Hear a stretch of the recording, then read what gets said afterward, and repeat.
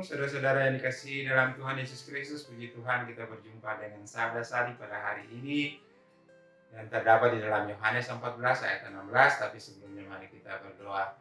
Puji syukur dan terima kasih Tuhan, Engkau mengasihi kami, Engkau selalu ada bersama dengan kami mau merenungkan firman-Mu, berfirmanlah bagi kami ya Tuhan.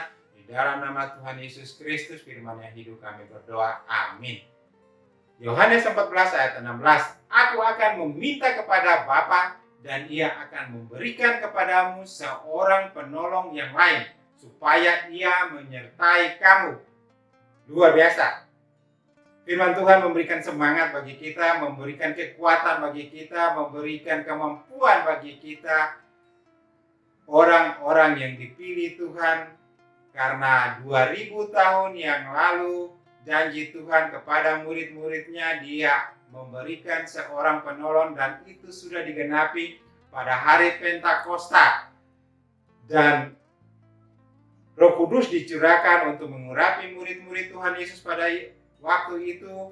Mereka menjadi orang-orang yang luar biasa, mereka menjadi orang-orang pilihan yang diberkati Tuhan, yang memberikan mereka kekuatan baru, semangat yang luar biasa, dan itu sampai sekarang ada pada kita. Karena Roh Kudus itu diberikan buat murid-muridnya, orang-orang pilihan Allah, dan dulu dan sekarang ada bersama dengan kita, ada di hati kita, ada di pikiran kita. Kalau kita benar-benar mau menerima Kristus sebagai juru selamat kita, kita akan mendapatkan urapan Roh Kudus.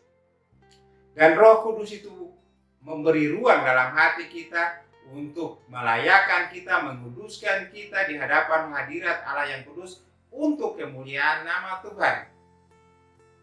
Roh Kudus adalah roh penolong seperti firman Tuhan pada Yohanes 14 ayat ke-16 ini. Dia menjanjikan roh penolong. Roh Kudus itu penolong yang setia dalam kehidupan kita. Dia adalah pembela kita seperti dalam Roma 8 ayat 31.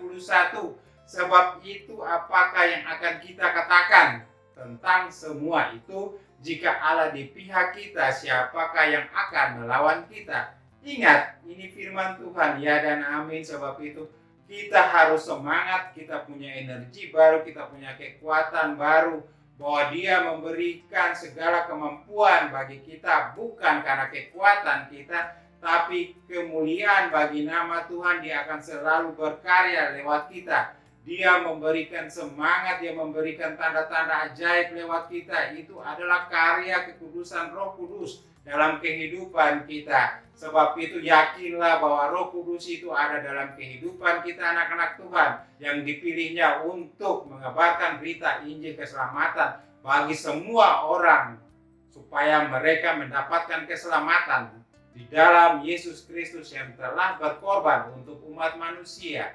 Sebab itu ingatlah, karena memang lewat semua tingkah laku kita, lewat pelayanan kita, lewat aktivitas kita, lewat bisnis kita, kita andalkan Roh Kudus dalam kehidupan kita, supaya apa yang kita lakukan, kita tidak mengandalkan pribadi kita, tapi kita mengandalkan Roh Kudus selalu berkarya ganti kita, maka Allah selalu memberkati kita.